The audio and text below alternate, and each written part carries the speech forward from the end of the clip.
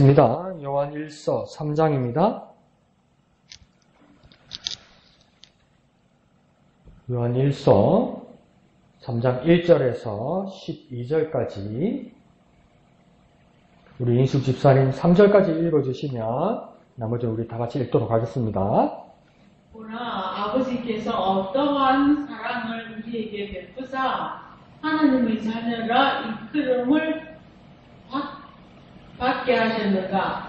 우리가 그리하도다. 그러므로 세상이 우리를 알지 못함은 그를 알지 못함이라. 사랑하는 자들아, 우리가 지금은 하나님의 자녀라. 장래에 어떻게 될지는 아직 나타나지 아니하였으나 그가 나타나시면 우리가 그와 같을 줄을 아는 것은 그의 참모습 그대로 볼 것이기 때문이니 주를 향하여 이 소망을 가진 자마다 그의 깨끗하심과 같이 자기를 깨끗하게 하느니라. 네, 다 같이요. 죄를 짓는 자마다 불법을 행하나니 죄는 불법이라. 그가 우리 죄를 없애려고 나타나신 것을 너희가 아나니 그에게는 죄가 없느니라. 그 안에 거하는 자마다 범죄하지 아니하나니 범죄하는 자마다 그를 보지도 못하였고 그를 알지도 못하였느니라. 자녀들아, 아무도 너희를 미혹하지 못하게 하라. 의를 행하는 자는 그의 의로우심과 같이 의롭고 죄를 짓는 자는 마귀에게 속하나니 마귀는 처음부터 범죄함이라. 하나님의 아들이 나타나신 것은 마귀의 일을 멸하려 하심이라. 하나님께로부터 난 자마다 죄를 짓지 아니하나니 이는 하나님의 씨가 그 속에 거함이요 그도 범죄하지 못하는 것은 하나님께로부터 났음이라. 이러므로 하나님의 자녀들과 마귀의 자녀들이 드러나나니 무릇 의를 행하지 않은 자나 또는 그 형제를 사랑하지 아니하는 자는 하나님께 속하지 아니하니라. 우리는 서로 사랑할지니 이는 너희가 처음부터 들은 소식이라. 가인같이 하지 말라. 그는 악한 자에게 속하여 그 아우를 죽였으니 어떤 이유로 죽였느냐? 자기의 행위는 악하고 그의 아우의 행위는 의로움이라. 아멘. 이제 우리가 전도서가 끝나고 요한 서신들을 보고 있습니다. 그래서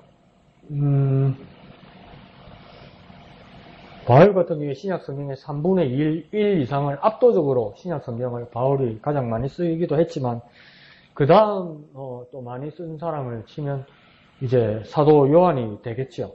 그리고 또 가장 큰 비중이 있는 요한계시록을 또 마지막으로 찍고 또 마무리한 사람이기도 합니다. 그리고 복음서 중에서도 사복음서는 요한복음에 아주 특별한 특색을 띠는데 마태, 마가, 누가복음은 공관, 같은 관점을 가지고 같은 시간의 관점을 가지고 여러 방면으로 쓴 건데 요한복음은 그 공간복음에서 벗어나는 겁니다. 또 새로운 깨달음이 주는 거죠. 그래서 요한복음은 뭐랄까요? 시기도 상당히 마태, 마가, 누가복음과 떨어지거든요. 시기 한참 뒤로 떨어져서 이렇게 써진 것이기 때문에 장단점이 있는데 굳이 요한복음의 장점을 찾자면은 그 앞에 마태, 마가, 누가복음은 앞에 쓰여진 것만큼 그냥 그 세상 문학적으로 말하면 아주 젊은 글들이죠. 근데 요한복음 같은 경우에는 아주 뭐랄까요? 나이가 들어서 아주 깊은 생각 가운데에서. 그러니까 요한복음 군데군데 그런 거 기억납니까? 예수님께서 그때 그렇게 말씀하셨는데 그때는 몰랐는데 지금 생각하니까 그 뜻이다. 그런 것들이 들어있죠. 그러니까 나이 들어서 깨달은 부분이 같이 이렇게 들어와 있는 부분입니다. 그래서 그러면서 이제 이 요한 1, 2, 3서 같은 경우는 서신서들인데 아주 짧은 내용이면서도 뭐랄까요, 요한복음과 아주 연관을 가지고 있는 내용들이 많죠. 그러니까 이게 참 신기한 게 신구약을 그냥 이렇게 분리해서 보면 태초란 말이 창세기에 제일 먼저 나오고 그 다음 요한복음에서 또 태초란 말이 나온단 말이에요. 근데 요한 1서 1장 1절에 또 한 번 태초 나옵니다. 그러니까 그 처음에 대한 관심, 그게 요한에게 많았죠. 그러니까 뭐 잘난 사람 말로 하면 그 본질, 근원, 태초 이런 데 대한 생각이 아주 많았기 때문에, 그거에 대한 묵상이 많았기 때문에, 그렇게 많았기 때문에 요한의 글들은 뭐랄까요? 막 이렇게 초월하는 예수님의 그 내용들이 많죠. 초월, 뭔가 뛰어넘는 모든 걸 관통하는. 그래서 어떤 학자들은 신약 성경에서 신학을 두 가지로 크게 본다면 바울 신학이 분명히 있을 거고, 그 다음 요한 신학이 있지 않겠느냐.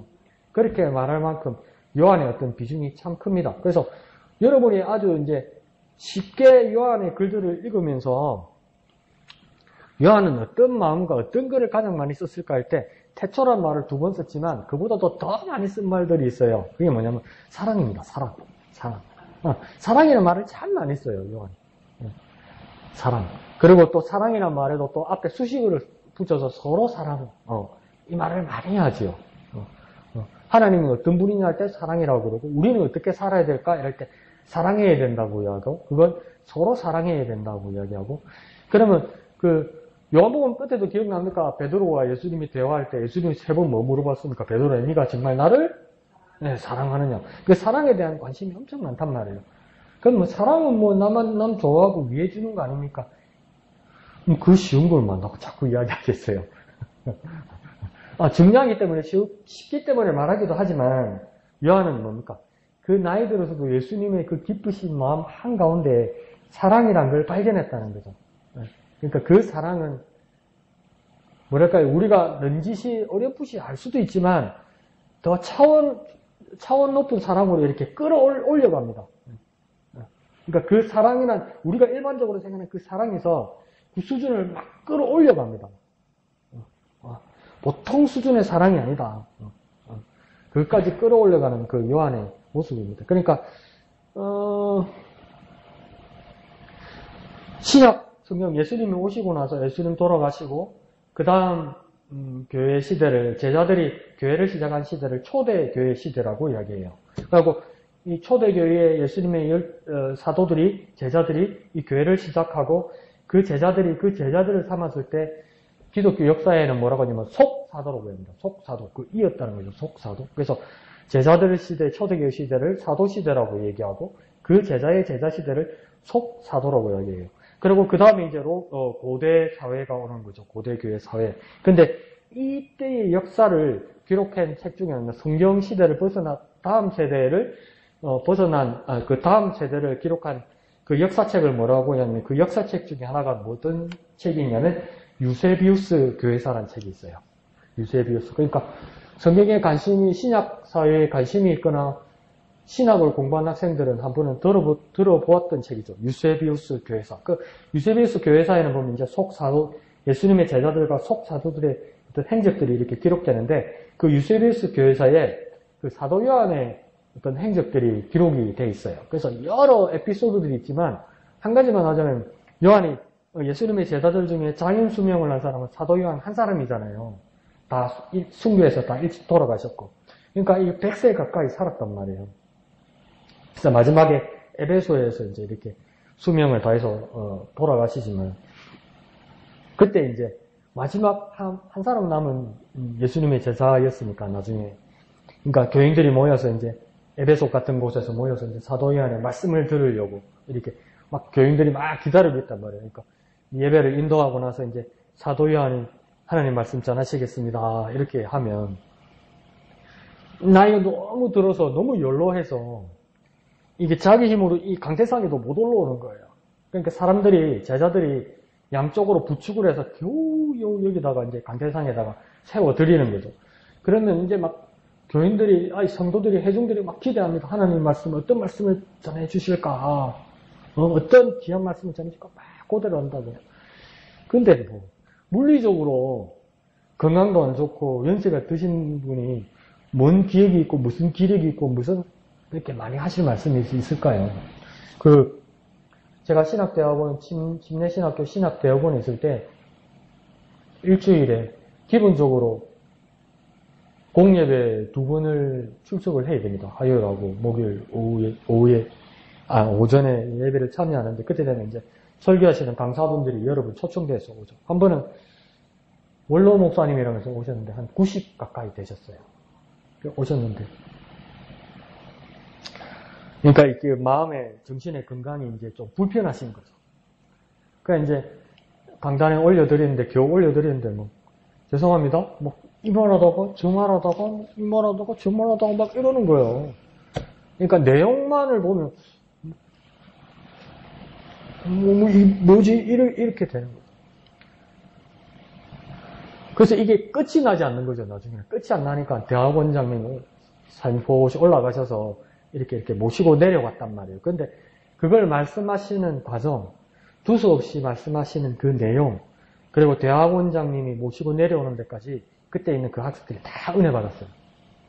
근데 그 내용을 요약해라면 내용 없어요. 건강이 안 좋으시니까. 근데 그냥 우리를 바라보시고 전하려는 마음, 그리고 극진히 모시면서 대학원장님이 이렇게 모시고 내려가는 모습, 그 여태껏 이렇게 하나님 앞에서 헌신해왔던 그런 모습들이 우리가 상상이 되니까 은혜가 되는 거죠. 그러니까 요한도 마찬가지였어. 올려놓으니까 이 어른이 뭔 할 말이 있겠어요, 사도 요한이. 근데 사람들은 기대하고 있단 말이에요. 근데 딱 한마디에 합니다. 사도 요한이 뭐냐면 형제자매여 서로 사랑할지어다.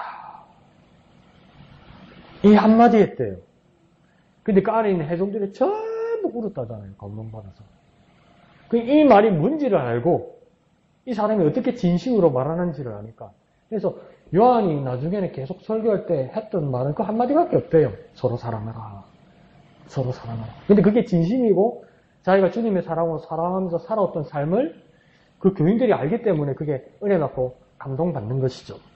그래서 사랑이라는 말이 참 중요하고 그 예수님을 추억하는 그 요한의 모습이 참 중요한 것이 이렇게 요한의 모든 글들에서 흐르는 그 맥이라고 볼 수도 있습니다. 자, 왼쪽에 제목을 한번 볼까요? 제목 읽어볼까요? 시작. 예수님의 재림과 의로운 삶. 그러니까 예수님의 다시 오심을 기다린다는 거예요. 그러니까 우리도 예수님의 다시 오심을 기다리죠. 그런데 요한에게 예수님의 재림을 기다리는 모습은 어떤 모습이었을까? 죄송합니다. 우리하고 조금 달랐을 것 같아요. 예수님의 세상 오심을 봤잖아. 처음 오실 때. 그리고 같이 생활했잖아요. 3년을. 그리고 아닌 밤중에 홍도 깨고 날벼락이라고 돌아가셨잖아요. 근데 또 살아서 오셨잖아요. 한숨 돌렸는데 40일 있다 또 간다네. 가셨잖아요. 근데 성령을 또 보내시더라는 거예요. 막 자기들 마음이 뜨거워지고 놀라는 역사가 일어나더라는 거예요. 근데 여전히 이들은 기억하고 있어요. 올라가신 것을 본 그대로 주님 다시 오신다는 그 기대는, 야, 이거는 엄청난 걸 거예요. 그러니까 이 감격이 성령의 충만으로 우리에게도 살아나야 되는 거죠. 아, 요한하고 수준이 다를 거다 이렇게 생각하면 안 되고, 야, 과연 우리가 고대하는 그 주님이 다시 오실 거라는 거. 진짜 나 요즘 엄청 기도합니다. 주님 다시 오실 때 진짜 오시네. 놀래라 이러면 안 되거든. 진짜. 아니 진짜 이인석 집사님 자주 하는 말로 깜짝 놀라면 안 되거든. 그날. 깜짝 놀라면 진짜 오시네. 이러면 이거 진짜 부끄럽고 창피한 거거든. 이거는. 아, 기다렸습니다. 드디어 오시는군요. 이래 돼야 되는데. 어머, 진짜 오시네. 이래 되면 어떻게 돼요? 그게 이제 가슴이 딱 하는 거예요. 제가, 야, 진짜 주님의 오심을 내가 대비하고 기다리게 하여 주시옵소서. 그 요한에게는 더 생생한 기대가 있었겠죠. 같이 생활했었고, 죽으신 거 봤고, 부활하신 거 봤고, 다시 올라가셨는데, 그 모습 다시 오실 거라는 그 재림에 대한 그 기다림이 요한에게 있었다는 겁니다. 밑에, 파란색, 초록색 두 줄 한번 읽어볼까요? 시작. 죄 없으시고, 죄를 이기신 예수님을 따라 날마다 죄와 싸우며 어려운 삶을 지켜낸 이들이 마지막 날 예수님처럼 부활하여 그분을 뵐 것입니다. 자, 여기서는 뭐라냐면 예수님은 왜 부활했을까? 여러 가지가 있겠지만 이 글만 보면 예수님이 왜 부활했을까? 이러면 뭡니까? 우리를 위해 부활했는데 예수님이 왜 부활하시냐면 우리가 그 예수님처럼 부활할 것이기 때문에 먼저 보여주셨다는 거예요. 네. 우리도 예수님처럼 부활할 거라는 거예요. 그러면 뭡니까? 분명히 육체로 부활할 거라는, 몸으로 부활할 거라는 거예요. 영혼으로 막 이래가지고 막 그게 아니고 몸으로 부활한다는 거예요. 부활은 몸으로 부활하는 거지. 영혼은 안 죽는다면서요. 그럼 죽는다는 건 몸이 죽었던 것이겠죠. 근데 부활한다는 건 몸이 부활한다는 거겠죠. 그 예수님처럼 부활한다는 거 아닙니까? 그게 정말 우리가 상상할 수 없는, 상상밖에 못하는 부활이죠. 분명히 예수님 몸으로 부활하셨고 제자들은 문을 잠그고 숨어 있었단 말이에요. 근데 문을 열고 들어온 것이 아니라 갑자기 나타나셨단 말이에요. 그러니까 사람들이 귀신인가? 이랬을 거 아니에요. 근데 제자들하고 같이 밥 먹고 이런단 말이에요. 아니 그러니까 분명히 몸이더라는 거예요. 근데 우리도 그런 몸으로 부활할 거라고요. 예수님 그렇게 부활하셨으니까 우리도 그렇게 부활할 거라고요. 그러니까 하나님 나라 가면 우리 영혼이 하나님 나라 올라갔기 때문에 먹지도 안 하고 마시지도 안 하고 그냥 기분만 좋을 건 아니에요. 만져지고 느껴지고 먹고 다 할 거라는 거예요. 그렇게 부활할 거라는 거예요. 예수님이 그랬으니까. 그러니까 주님 다시 오신 거 우리의 부활에 대해서 아주 구체적으로 뭔가 소망을 가져야 되는 거예요. 영혼만 가가지고 공중에 구름 있듯이 이제 영원히 배고프지 않고 영원히 아프지 않으니까 몸뚱이도 없고 영혼만 있고 그걸 전문용어로 뭐라며? 그거 도깨비지. 그거 귀신이지. 그게 아니고 몸으로 부활한다고요. 근데 그래서 고린도전서 15장에서 뭐랍니까? 신령한 영혼이 아니고 뭡니까? 신령한 몸으로 부활한다잖아요. 신령한 영혼이 아니고 신령한 몸으로 부활한다잖아요. 그래서 그걸 요한이 봐놓으니까 나도 이제 예수님처럼 그렇게 될 걸 고대해서 주님이 다시 오시면 막 소망 가운데 가지는 거예요. 우리 소망이 주님 다시 오실 때 예수님처럼, 예수님이 부활하실 때 그 모습처럼 우리가 부활할 것이다. 그렇게 신령한 몸을 입을 것이다. 그래서 주님이 다시 오시면 막 소망을 가지게 되는 겁니다. 우리에게도 막 소망이 생겨서 막 힘들고 어려울 때 주님 잊어버리지 말고 까먹지 말고 하늘나라의 소망을 더 가지고 있어서 와 과연 오시는군요. 주님 기다렸습니다. 이러고 주님이 다시 오시면 만나요. 맞아야지. 엄마야 진짜 오시면 어쩝니까? 이러면 안 되죠.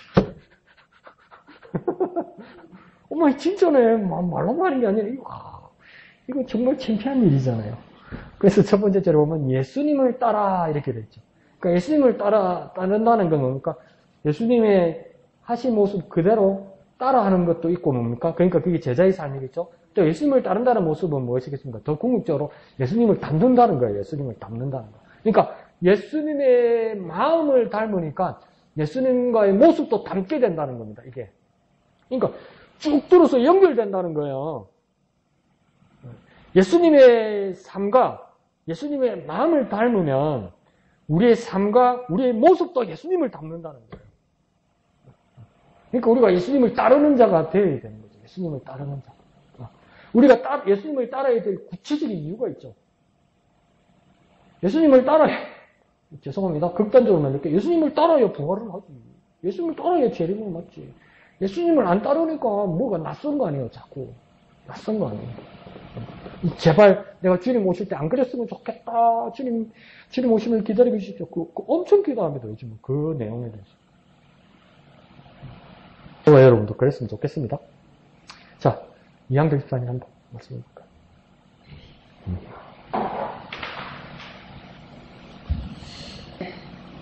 이번 주부터는 또 요한일서를 하면서요. 그래요. 요한의 이 편지 글을 보면서 참 많은 것을 우리에게 이렇게 이야기를 해 주시는 것 같아요. 어쨌든 우리도 책 읽는 거 하고 또 이제 남기고 싶은 말 이렇게 이런 거를 이렇게 우리가 떴을 때 하고는 참 많이 틀리는데 그래 여기도 보면서 정말 우리 그게 아버지의 마음 이제 요 3장 1절에서 3절의 말씀처럼요 아버지의 마음을 우리가 좀 자녀 삼아 주셔서 우리의 그 사랑을 이 사랑을 우리에게 더 깊이 오늘 또 보면 오늘 말씀은 자녀들아 우리 아비들아 청년들아 이런 하면서 우리에게 이렇게 남기고 싶어하는 말들 우리에게 보여주는 뒷글들을 보면서 그래 이제 우리가 정말 주님 더 자녀로서 정말 더 가까이 다가갈 수 있는 저희들이 되었으면 하는 마음이었고요. 그래요. 우리가 정말 주님의 그 부활의 소망을 가지고 가지고 나가야 되겠다는 마음도 있고요. 정말 이 서신서를 보면서 정말 우리가 있는 곳에서 정말 최선을 다하고 주님 바라보며 그리스도의 향기를 날리면서 살아야 되겠다는 생각을 했습니다. 네, 감사합니다. 그래서 자녀라는 말씀을 아주 많이 해주셨는데요. 1절 그 두 번째 줄에 보면 그렇게 되죠. 하나님의 자녀라 일컬음을 받게 하셨는가. 그러니까 죽을 수밖에 없고 하나님과 원수되었던 우리가 예수 그리스도로 말미암아 하나님의 자녀가 되었다는 것은 이거 완전 대반전 아닙니까? 대반전. 만약에 우리에게 원수된 자가 있다면 우리에게 정말 씻을 수 없는 우리에게 충격과 트라우마를 주고 우리에게 원수되었던 사람이 있는데 잊을 수 없고 용서할 수 없는 사람이라고 치자고요. 어떤 사람이 도무지 용서할 수 없는데 어떤 불가항력적인 상황 때문에 용서해줘야 되는 상황이거나 안 그러면 내가 이 사람을 용서해줘야 나에게 이익이 오는 상황이 있거나 안 그러면 이 사람이 정말 내 원수이고 이때까지 용서할 수 없었지만 이 사람에게 용서한다는 말을 해야 내가 살 수 있다면 내가 죽을 문제 때문에 살 수 있다면 용서할 수 있습니까? 없습니까? 있지요. 그죠? 있죠. 근데 그건 용서하는 걸로 끝나는 거예요. 원수되는 것만 철회하는 거예요. 근데 우리는 보니까 하나님과 처음에 보니까 원수되었단 말이에요. 그래서 용서해 주셨단 말이에요. 그것만 해도 감사하죠. 근데 지금 뭘로 바꿔놨습니까? 원수에서? 내 새끼래. 이건 어떤 마음이지? 하나님은? 이건 어떤 마음이냔 말이죠. 어떻게 원수에서 자녀가 되냔 말이에요. 여러분 원수를 자녀 삼을 수 있습니까? 자녀는 안 되지. 내가 용서해줄게. 앞으로 보지 말자. 그러고 뭐 용서했으니까 앞으로 해코지는 하지 말고 살자. 그렇게는 할 수 있죠. 그것만 해도 얼마나 넓은 마음입니까? 그런데 어떻게 원수를 자녀 삼습니까? 어떻게 아들, 딸을 합니까? 못하죠. 비근한 예를 들어서, 그 원수가 내 아들, 딸에게 해코지했단 말이에요. 해코지해서 내 아들, 딸들이 못 살게 됐단 말이에요. 근데 어떻게 그 해코지한 그 사람이 내 아들, 딸이 됩니까? 안 되지. 진짜 애써서 넓은 마음으로 용서는 할 수 있어도 안 되지. 근데 뭡니까? 그 원수되었던 우리가 하나님의 자녀가 되었다는 거예요. 하나님의 아들, 딸이 되었다는 거예요. 어떻게 하나님의 아들, 딸이 될 수 있을까요? 아주 명료하게 요한은 말합니다. 1절 첫 번째 줄 끝에 뭐 때문에 그랬다고 해야 합니까? 사랑해서요, 사랑해서. 사랑해서 우리를 자녀로 부를 수 있대요. 하나님 우리를 사랑해서요. 우리가 사랑스러워서가 아니고요. 하나님 일방적으로 우리를 사랑해서 우리를 자녀 삼으셨대요. 그럼 그 하나님의 사랑은 무엇입니까? 하나님의 우리를 사랑한 건 알겠어요. 사랑했으니까 우리가 자녀가 됐죠. 근데 그 사랑이 뭔지 난 아직 잘 모르겠단 말이야. 그게 너무나 깊고 너무나 넓어서 그 사랑이 뭔지를 모르겠단 말이에요. 그렇지 않아요? 분명히 그 사랑 때문에 우리가 자녀된 받음을 받았는데 그 사랑이 얼만큼 무엇인지 너무나 깊고 너무나 넓어서 내가 상상조차 할 수 없단 말이에요. 내가 내 자신을 대입해 보니까 있을 수 없는 일이란 말이에요. 그러니까 처음 시작할 때 말하니까 보라! 이렇게 얘기하는 거예요. 엄청 중요한 말이에요. 보라! 이래 해서 사랑했고 이렇게 해서 자녀됐다 이 말이 아니고 보라! 이렇게 말하잖아요. 그러니까 이게 보라는 뜻이 뭐 여러 가지로 상상할 수 있습니다. 감탄해서 하는 말일 수도 있고요. 강력하게 요한이 건면하는 말일 수도 있고요. 선포하는 말일 수도 있어요. 이거 놓치면 안 된대. 이렇게까지 하는 말일 수도 있어요. 그러니까 뭘 봐야 되느냐. 우리가 자녀된 것. 그 자녀된 것은 어떻게 되냐. 그 하나님이 사랑이다. 근데 그 사랑이 뭐냐. 그 사랑을 내가 어떻게 말하냐는 거예요. 뭐 이치는 말할 수 있죠. 우리를 사랑하셔서 독생자 하나님 아들 예수 그리스도를 보내주셨고 우리를 위해 죽으셨고 말은 할 수 있죠. 근데 이 질문하면 우리 입이 턱 막히게 됩니다. 얼만큼 이런 거. 그게 얼만큼인데 이런 거. 부정할 수가 없는 거죠. 설명할 수가 없는 거죠. 그만큼 크고 넓으신 하나님의 사랑이라는 거예요. 한번 생각해 보시죠. 우리를 대입하면 이거 정말 하나님의 놀라운 사랑입니다. 어떻게 내 원수에서 자녀가 됩니까? 안 되지. 용서는 할 수 있어도 우리를 자녀 삼으셨다는 거예요. 그러니까 왜 자녀 삼으셨을까? 나는 상상을 해봤어요. 내 큐티로. 나를 왜 자녀 삼으셨을까? 해코지 못하게 하려고 나는. 해코지에서 나쁜 놈이 되었던 내가 하나님의 자녀가 되어서 하나님 어떤 마음까지 가지고 있냐면 얘는 이제 내 아들, 딸이 되었으니까 내가 아무리 애가 옛날에 죄인이고 하나님 앞에 원수가 되었던 자들이라도 얘는 내 새끼니까 너 해코지 하지 마. 하나님 이렇게 얘 건들지 마. 얘 건들지 마. 얘 내 새끼라니까. 그러니까 너희들 건들지 마. 말도 하지 말고 손가락질도 하나 하지 말고 나쁜 눈길 하나 주지 말라고 말하는 거예요. 그래서 자녀 삼으신 거예요. 우리를 보호하시기 위해서, 우리를 지키시기 위해서, 그만큼 사랑하신다는 걸 보여주기 위해서. 그러니까 하나님 얼마나 마음 급했는지 야곱이 재산 다 장인 재산 다 훔쳐가지고 마누라한테 깨댔고 막 도망가니까 집에 오니까 장인하고 처남이 오니까 뭐야? 집에 와 썰렁해 뭐 없어? 다 들고 튀었어요 걔가. 그러니까 그럼 잡아라 하면서 가는 거 아니에요. 거의 다 가니까 이제 라반이 이제 도둑놈 야곱 사위 잡으려고 거의 다 가니까 그날 밤에 하나님이 라반한테 나타나서 하나님 뭐라 그러던가요? 선악간에 아무 말 하지 말아요. 야곱에 대해서 잘했든 못했든 니는 말하지 마라 이렇게 얘기해요. 그래 말하면 어떡해. 잘못한 건 잘못한 거고 잘한 건 잘한 거고 하나님 이렇게 말하지 않았어요. 선악간에 야곱에 대해서 선악간에 아무 말 하지 마라 이래요. 그 무슨 말입니까? 건들지 마라. 밤에 나타나죠. 건들지 마라. 이러는 거예요. 하나님이 건들지 마라. 얘 내 애다 내 애.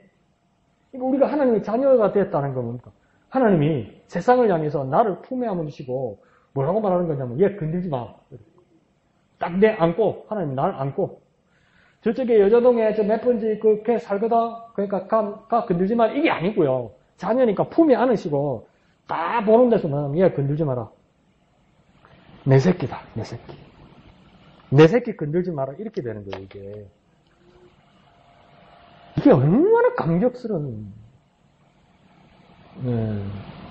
발견입니까? 요한이. 그 하나님 그렇게 사랑했으니까 결론적으로 요한이 말할 때 뭐냐면 그러면 난 하나님 새끼 아니냐 이제. 네 아버지가 누구라고? 하나님. 뻥치지 마라. 이게 무슨 누가 아버지고 하나님이고? 아니 우리 하나님이 아버지야. 그럼 네가 하나님 네 아버지고 네가 아들이고 딸인 증거를 대봐 이렇게 된 거 아니에요. 증거를 어떻게 증거될래요? 어떻게 증거될래요? 한국 근대문학의 소설가 중에 김동인이라는 소설가가 있습니다. 김동인의 제일 짧은 단편 소설 중에 어떤 제목이냐면 발가락이 닮았다 이 소설이 있어요. 그럼 대강경 뭔지 알죠? 마누라를 의심했어. 이 여자가 바람이 나서 딴 데서 애를 낳아온 줄 알았단 말이에요. 하나도 날 안 닮았으니까. 그러니까 지가 볼수록 미운 거야 얘가. 그러니까 마누라 쓸 때는 콕 쥐어받고 싶은 거야. 근데 하루는 이 새끼가 보니까 여름에 평상에서 집이 자네. 꼴보기 싫은 줄은 막 하는 거야. 게으른 새끼. 어디서 평생 엎어지고 자네. 꼴보기 싫어 확 쥐어바려고 쭉 갔는데 여름이니까 옷을 흘러흘러 입고 있는데 또 놀란 거예요. 남자가 뭡니까? 발가락이 내하고 똑같네. 내 새끼네. 그래서 그럽니까? 제목이 발가락이 닮았다. 그러면 내가 하나님이 내 아버지라는 증거를 어떻게 돼야 되는 겁니까? 내가 하나님 닮아야 돼요. 내가 하나님 닮은 게 있어야 돼요. 아니 발가락이 어디 있습니까? 밤때 보이시대. 그게 아니고 그거 있잖아요. 집에 애들 키우다가 말 안 듣고 징글징글하면 뭐라 합니까? 엄마는 지금 순지애비 닮아서 이러고 아빠는 뭐라 합니까? 이 새끼 이거 순지애미 닮아서 이러잖아요. 그 뭐 닮은 겁니까? 생긴 거 닮은 게 아니고 성격이 닮았다고 그렇게 이야기하는 거잖아요. 우리도 하나님 닮았을 때 하나님의 성품을 닮아야 되고 닮아야 되는 거예요. 근데 가장 그 대표적인 성품이 뭐라고 요한은 모습 쫙 박아버리는 겁니까? 뭐요? 사랑. 지금 지네 아버지가 모두를 용서하고 사랑하더니 정말 저것도 사랑하네. 지네 아버지 하나님 맞네. 이렇게 돼야 되는 거예요, 이게. 근데 그러니까 하나님 우리 아버지는 아무나 싸우고 아무나 무릎 꿇고 식구들하고요 머리 뜯고 싸우고 이러면 죽음 어디서 당기고 이래야 되는 거 아니에요, 그러면. 성질 부리고 이러면 죽으면 왜 교회를 가노? 어? 지금 왜 교회 가고 앉아있노? 하나도 하나님 안 닮았는데. 그렇게 되는 거 아니에요. 그러니까, 강력하게 금면하는 거예요, 요한이. 사랑해야 돼. 그래, 하나님 닮는 거야. 야, 요한 진짜 대단합니다, 대단해. 할아버지. 대단합니다. 자, 목사님. 네. 저는 10절에 있는 말씀이요. 네. 하나님의 자녀와 마귀의 자녀를 이렇게 대비를 해놓았는데, 마귀의 자녀이기 때문에 결국 6절에 보면 죄 짓는 삶을 살 수밖에 없다라고 얘기를 하고, 그리고 마귀의 자녀이기 때문에 어떻게 보면 1절에 보면 알지 못한다, 6절에 보면 알지 못한다라고 하는, 알지 못하기 때문에 범죄하고 알지 못하기 때문에 우리에 대한 혹은 하나님에 대하여서 더 이상 알아가지 못하고 그들 남들의 삶을 사는 거죠. 범죄하고 죄를 두려워하지 않고 하는 그러한 삶을. 근데 하나님의 자녀가 되고 싶어서 된 것은 아니라고 또 본문은 또 얘기를 해요. 1절에 보면 우리를 사랑하기 때문에 우리가 하나님의 자녀라고 그런 받게 되어졌고, 9절에 보면 하나님의 씨가 그 속에 거하기 때문에 우리가 하나님의 자녀라고 얘기할 수 있다라고 얘기를 하며, 그래서 그 속에서 나타나는 현상들이 의와 또 서로 사랑하는 것과 범죄하지 못하고 또 하나님으로부터 나는 그 모습들이 있다라고 그렇게 부분은 얘기하고 있는 것 같아요. 특별히 하나님의 씨라고 하는 부분들 때문에 하나님의 자녀가 되어지는데, 그 씨를 성경에 이렇게 보면 말씀이라고 얘기할 수도 있겠고 혹은 성령이라고 얘기할 수도 있겠고, 그렇다고 나에게 있어서의 그 씨는 있나? 가끔 잊어버리고 살아가는 것 아닌가? 그 당시에 요한 일서를 쓴 배경들 가운데 하나는 교회에 나타난 이단에 대해서 이렇게 준비시키기 위해서 혹은 처방하기 위해서 이 말씀들을 이렇게 썼는데, 그 당시에 이단 가운데 하나가 어쩌면 혹시 영지주의는 아닌가? 몸은 그냥 악한 것이고 육체는 영은 소중한 것이고, 그렇기 때문에 구원받는 것은 영이기 때문에 육체는 내 마음대로 살아도 된다라고 하는 그 사람들에게 그렇게 살면 안 된다. 하나님의 씨가 있는 사람들한테는 그렇게 사는 것 아니다라고 얘기하고 싶어 하는 것 아닌가. 그래서 나에게 있어서의 이 씨라고 하는 부분들 속에서 과연 얼마만큼 잘 살아가고 있나. 성경에 보니까 분명히 씨는 자라게 되어져 있다고 하는데, 씨만 자랑한다든지 아니면 내게 주어진 사랑만 자랑한다든지 그렇게만 하고 하면서 나는 그것에 대해 그냥 묻어두고 있는 건 아닌가? 모든 것들은 묻어두면 변화가 일어나고 그 DNA를 가지고 그 열매들이 맺혀지는 그것까지 장성한 분야까지 자라게 되어지는데, 나는 그 사람이 있나?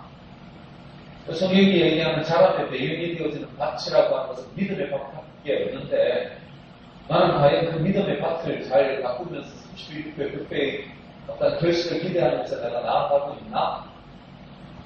라고 하는 부분들을 이렇게 한번 생각해 보았습니다. 예, 감사합니다. 감사합니다. 그래서 저도 여기다 퀘스천 물음표를 하나 같이 쳐놨는데요. 하나님의 씨가 우리 가운데 있다.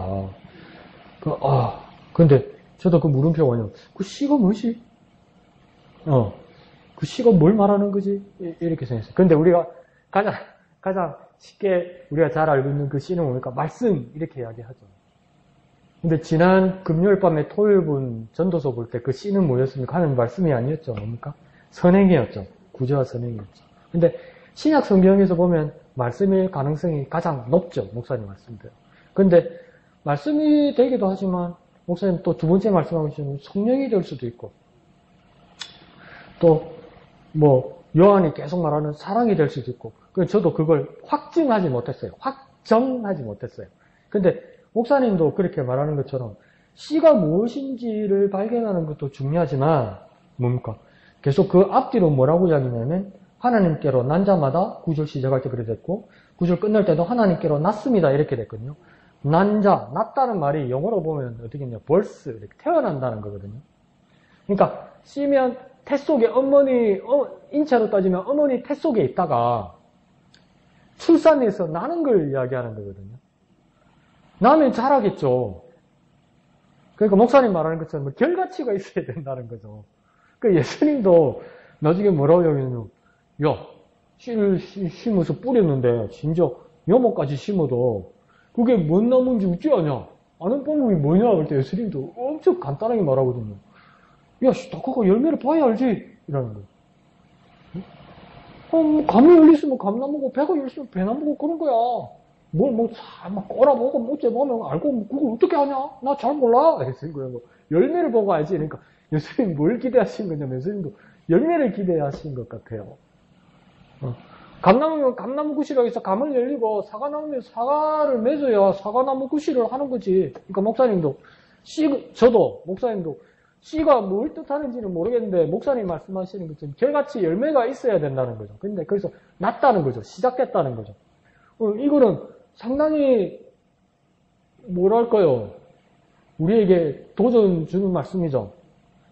분명히 씨는 주신 것 같은데 뭔지도 모르겠고 뭔지는 모르겠지만 분명히 하나님이 기대하시는 건 열매인 것 같아요. 결과인 것 같아요. 야, 그 열매 결과를 내가 가지고 있는가? 들고 있는가? 그러니까 막 겁이 한번 덜컥 나게 됐어요. 이게 달란트 비율로 넘어가면 한 달란트, 두 달란트, 5달란트 받았던 사람들. 5달란트도 2배 남기고, 2달란트 받은 사람도 2배 남기고, 한 달란트 받았던 사람이니까 땅에 묻었다가 시컷 보잖아요. 그러니까 나도 씨가 그대로 누군 씨가 되면 안 되는데. 주님 앞에서. 그러니까 주님께서 한번 열어보라고 보실 것 같은데 꼭 그걸 것 같아요. 초등학교 때 선생님 앞에 와서 숙제 검사하는 것처럼 숙제를 잘 해야 되는데 그런 부담이 저에게도 있습니다. 그래서 낫다는 것, 그러니까 태어나서 어떤 결과치를 주님 앞에 보여드려야 된다는 이게 아주 중요한 말씀 같습니다. 그리고 또 목사님 10절에서 지적하신 것처럼 하나님의 자녀들과 마귀의 자녀들이 이제 구분되고 구분된다는 거죠. 결국은 하나님의 자녀들과 마귀의 자녀들이 갈라선다는 거죠. 갈라진다는 거죠. 구분되고 분별된다는 겁니다. 근데 그 길을 따라서 기준이 두 개가 나오는 거죠. 첫 번째는 의를 행하지 아니하는 자, 첫 번째고요. 두 번째는 형제를 사랑하지 않는 자. 그러면 기준이 뭐냐면 의와 형제 사랑을 가지고 하나님의 자녀인지 마귀의 자녀인지 구분하겠다 이 말이죠. 그러니까 의를 따라 행하면 하나님의 자녀, 의를 따라 행하지 아니하면 마귀의 자녀. 두 번째, 형제를 사랑하면 하나님의 자녀, 형제를 사랑하지 않으면 마귀의 자녀 이렇게 되는 거죠. 그러면 의를 행한다는 것은 무엇일까? 또 어려워지는 거죠. 의를 또 쉽게 가면 쉽게 가는데 믿습니다 이러면 의를 행하는 거지. 그것도 맞는데 그러니까 의를 행하는 기준이 있겠죠. 그러면 그 기준은 뭘까? 하나님 말씀입니다. 그 말씀으로 확인해서, 그러니까 설명서대로 뭐 물건을 하나 사면 뜯어가지고 막 마음대로 이렇게 꽂으면 안 되잖아요. 아무렇게나 꽂으면. 그러다가 막 합성대가 붕 터지고 이러잖아요. 그러니까 설명서를 보고 차례대로 꽂아야 되는 거 아니에요. 응? 그처럼 막 의욕만 있으면 안 되고 내가 하나님의 자녀로서 살려면 의를 행해야 되는데 의를 어떻게 행할까 설명서가 있을 거 아니에요. 이 기준대로 해라는. 그게 하나님 말씀이라고요. 그 말씀을 보고 그 말씀대로, 그 프로토콜대로 살아야 되는, 그게 하나님 일을 행하는 방법이라는 거예요. 두 번째는 뭡니까? 서로 사랑하는 거라고 이야기잖아요. 형제를 사랑하는 거라고 이야기하죠. 근데 형제를 사랑하는 방법이 11절에 서로 사랑한다 이렇게 이야기하죠. 형제를 사랑하는데 어떻게 사랑해야 되느냐? 서로 사랑해야 된다고 이야기해요. 근데 이걸 저 반성만 했습니다. 서로 사랑한다는 게. 이게 서로 사랑한다는 게 뭐냐면 그거는 맞아요. 일방적으로 사랑하는 게 아니라 집사님과 내가 사랑하는, 집사님도 나를 사랑하고 나도 집사님을 사랑하면서 예수님의 사랑으로 사랑하는 거잖아요. 그럼 서로 사랑하는 거 됐네. 근데 영어에서 서로라고 표현할 때 each other라고 막 표현할 때 있고 one another라고 표현할 때가 있어요. 한글로는 그냥 서로인데 each other, love each other, 그러니까 love one another 이 두 가지가 있어요. 그러니까 love each other 이러면 뭡니까? 두 사람이 이 사람을 사랑하고 이 사람이 저 사람을 사랑할 때 each other 이래요. 두 사람이 같이 사랑하는 거. 근데 one another, love one another는 뭐냐면 여러 사람이 같이 사랑하는 걸 말해요. 그러니까 자기 혼자 사랑하는 것보다는 낫죠. 이기적인 사랑보다는 낫죠. 근데 each other, 두 사람이 서로 사랑하면 이게 하나님 앞에서 볼 때는 뭐가 문제가 되냐면요. 끼리끼리 저거 좋은 것끼리 사랑하는 거예요. 이해 가세요? 무슨 말인지? 둘이서 저거 끼리끼리, 그러면 우리 사회적인 말로 뉴스에서 나오는 말로 우리들끼리 말로 끼리끼리 사랑하면 뭐가 발생합니까? 왕따가 발생하지. 까돌림이 발생하지. 그러니까 지 마음에 맞는 사람끼리 좋아한다 이 말이에요.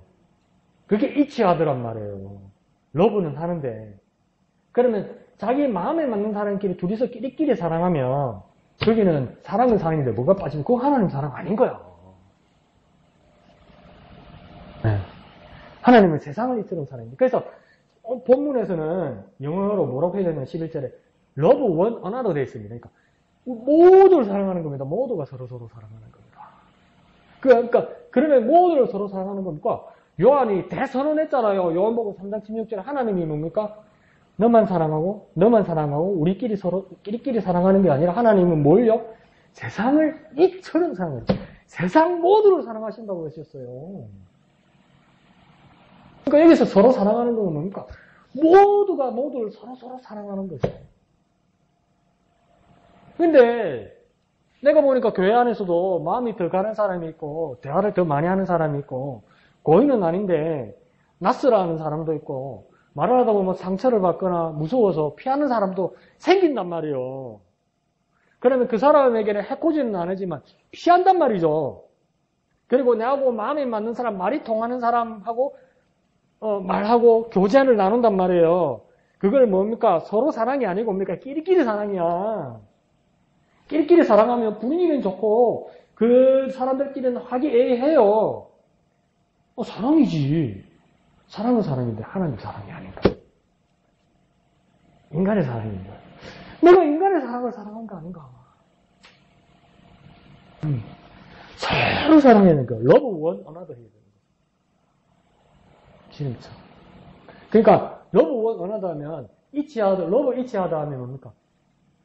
그것도 모습은 아름답죠. 일방적인 게 아니고 누구는 일방적으로 받는 게 아니고 여기 집사님한테 뭘 사랑을 드리고 집사님도 고마워서 강 목사한테 사랑을 주고 아름답죠. 아름답잖아요. 그리고 공평하잖아요. 네? 그리고 서로 손해 안 보고 서로에게 서로를 위하는 모습이 보기 좋잖아요.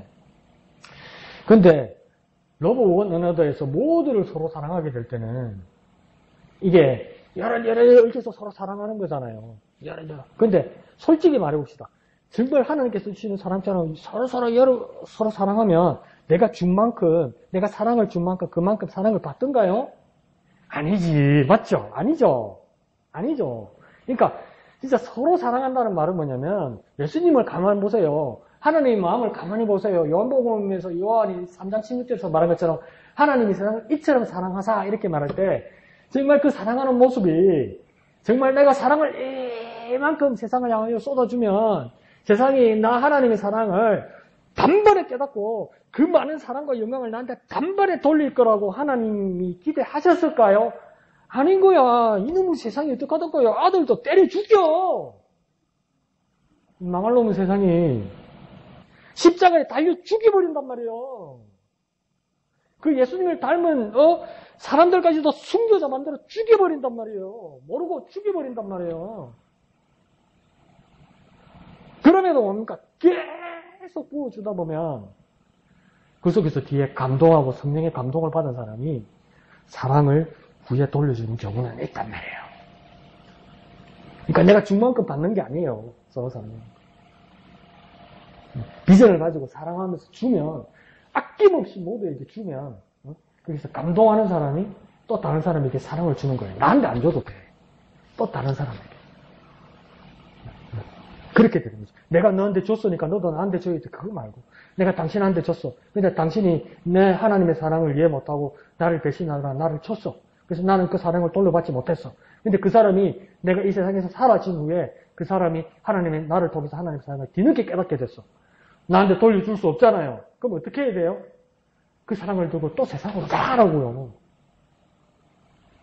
그때 뭡니까? 그리스도의 나라, 하나님의 나라가 확장되는 거예요. 그래서 요한은 뭐랍니까? 서로 사랑하라고 해요. 주고받고 이거 아니에요. 우리 끼리끼리 이거 아니에요. 그 사랑의 비전을 가지는 저와 여러분 되었으면 좋겠습니다. 비전을 가졌습니다. 비전. 미래를 바라보면서 비전을 가집시다. 내가 줬으니까 받아야지. 그거 말고요. 내가 줬으니까 받아야지. 요즘 그런 것 같다더라. 요즘은 뭡니까?